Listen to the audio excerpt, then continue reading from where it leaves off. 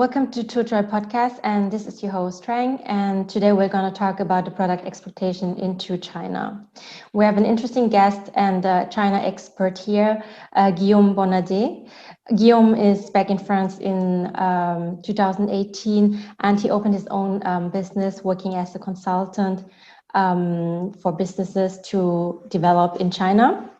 And Guillaume has more than 12 years of experience in strategy, international business development, and spent more than 10 years in China, where 6 of the years he was with the French Chamber of Commerce in China.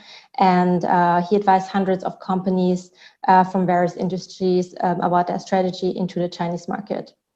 Later, he joined the French company ECAT ID as the Asia sales director. So welcome, Guillaume. I hope things are going well. Tell us and the audience a little bit more about what you did in China, your connection to China. Tell us more about yourself. Sure. Well, first of all, thank you for hosting me today. And thank you for the intro. It was very accurate. China and myself is a very long story since I've get accustomed to China and its culture since I'm 10 years old.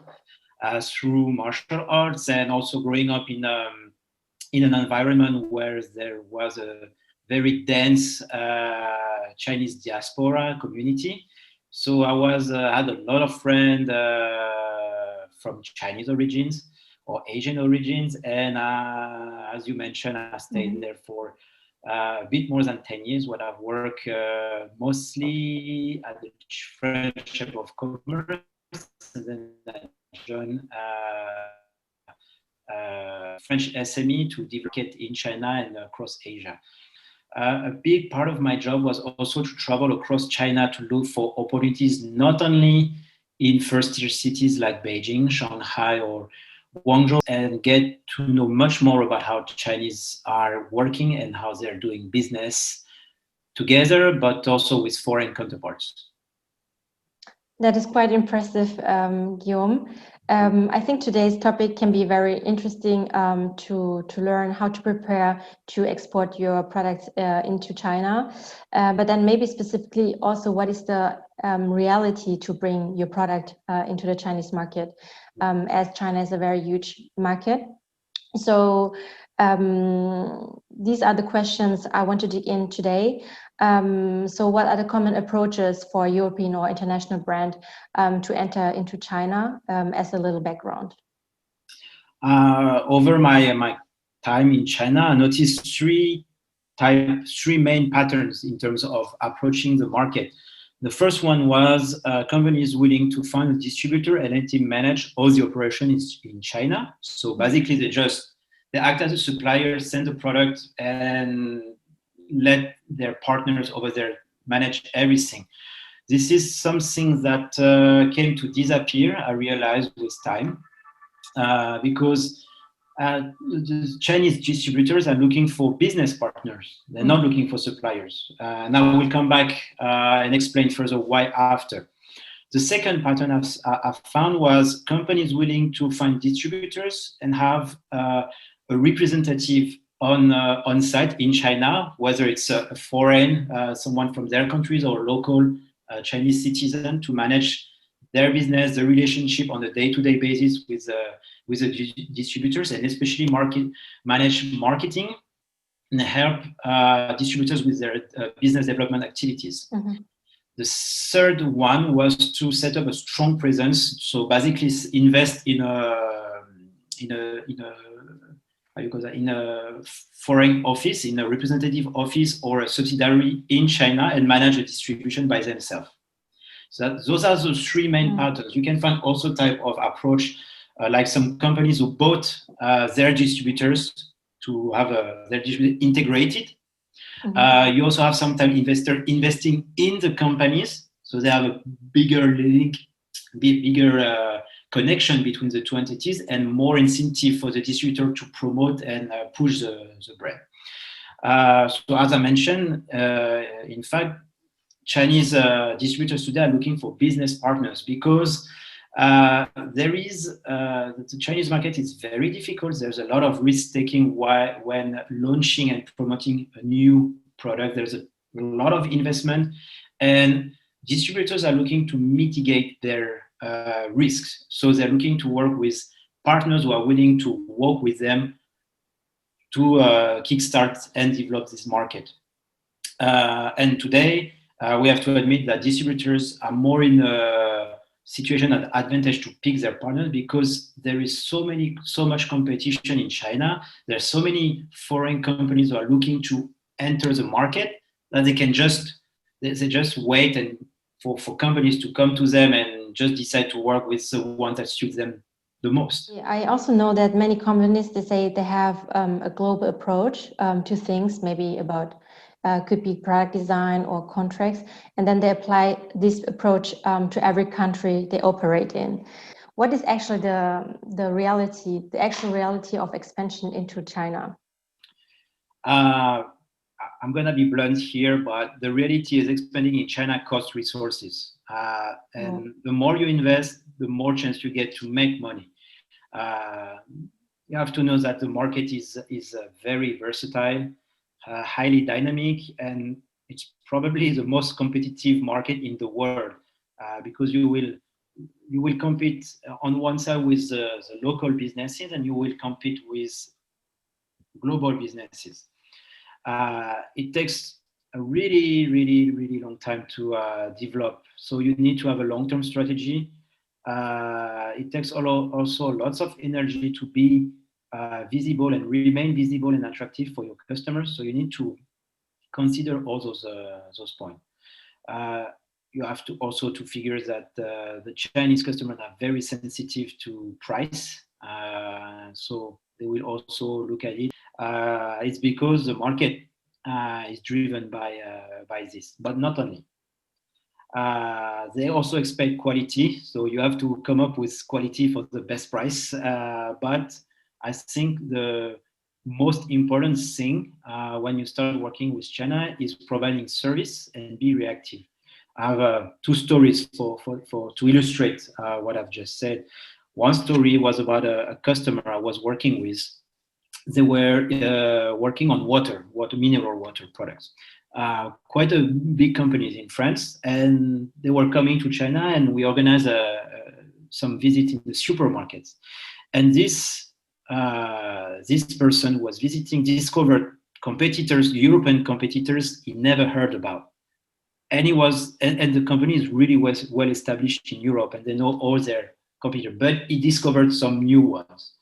So that's what I mean when I said the competition is tough, it's global, and you need to spend time to see who you are playing with. Second one was my previous job at ICAT ID, where we lost significant market share because we had a long waiting time to provide spare parts or send technicians on site because everything was coming from France. But when you sell machinery and you automatize, well, if the machine goes down, then the activity of the factory is also impacted. And we had our local competitors who were able to provide spare parts, technician in a minute. I mean, not even in a half a day or 1 day maximum. So we were really not competitive about that. And even if our machines were technologically more advanced, we lost market share because of the after-sales services. So to emphasize again, always consider China. It's a big country, many different type of markets. It's a country that is modernizing in every aspects of life, including regulation. Yes. And also what you mentioned earlier, like this year, like 2020 was like a crazy year with a lot of dynamic changes on consumer behavior, consumer demands. So can you share with us what are the most demanding products being exported to China, and why is that so?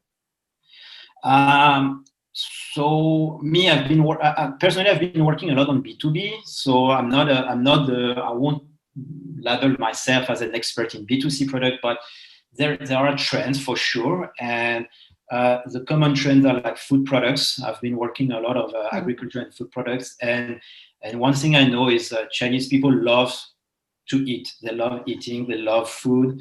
They are proud of their gastronomy, but they are curious about what's also happening out of China.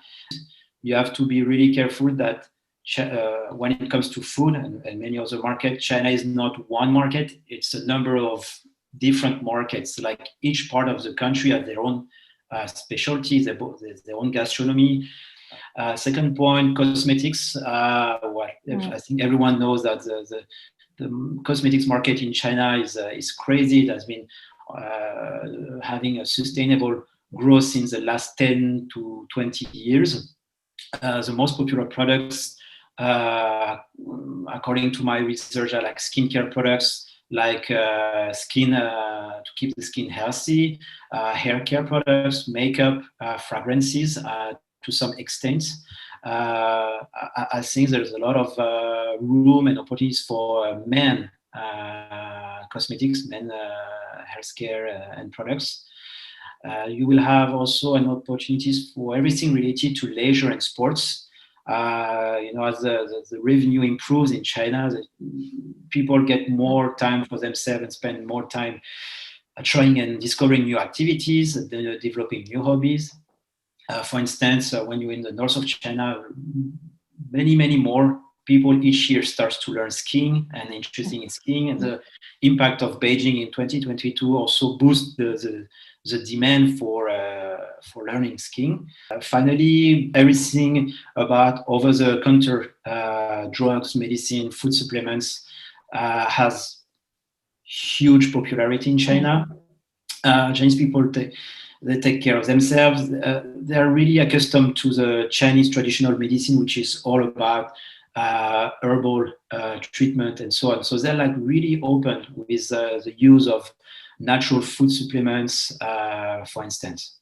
So you also have to consider if your business model can help or facilitate the outcomes of the local consumers or businesses. This has a great potential as well. So be aware, keep in mind of the advantage you bring to the market to compete, because the market is fierce, it's difficult, and whether it's price, technology, or new activity, you need to bring something on the table. So for B2B products, I want to emphasize on the after-sales service. You must have a solid plan when it comes to after-sales to offer the best service as possible in a minimum time. So I think this leads to my final question. Guillaume, what would you say are your top 5 to-go advices for a brand to go to the Chinese market? So my 5 advices, well, as I said in the beginning, first, spend time in China. You need to see what the market like, how it's evolving. I mean, personally, I haven't been in China since 1 year, and I feel like there's so much that changed already, which is my second advice. When you build a strategy, you need to see long-term. You need to build a long-term strategy based on solid market understanding. Third point, never compare China as your domestic market or European market or American market. Really work on localizing your brand and your marketing. Be aware of local regulation. Be open to adapt your product to the market. Fourth point, China and consumers strive for innovation, so keep innovating. Surprise your customer with tailored products. And in this aspect, I think you don't need to see China as a country where you could have your patent, or you can have your issue about trademark and everything. See China as a wonderful driver for innovation to stay above the competition. Last one, be flexible and open to opportunities. China is a huge market. Beijing or Shanghai are not the only market. You may have sometimes the opportunity to meet people in second or 30 cities that may be able to kickstart your business much faster than people in bigger cities. So just stay really open about everything this country has to offer. And if you are willing to play by its rule, you will really get some positive result from this. And we say 5, but I might have a last advice for companies is like, China, if you come to work to China, it has to be something that you want to really invest in. I mean, don't come to China just to put a flag on your map and say we're exporting to China, because that's probably not the way you're gonna be efficient about working in China. So there's a lot of companies that are like not doing business in China, and they are successful. So don't force yourself to get on this market if if you don't have the critical size or to perform, or if you think that your product doesn't fit the market requirements. Mm. Thank you, Guillaume, for your excellent advices. If I may put my 2 cents in, so I think I would add one more keyword, very important keyword, which is patience. Things take some time in China for a number of reasons, and I think you just have to be patient, and then you will be rewarded. If you push for quick results, then you are also likely to push the end result further into the distance.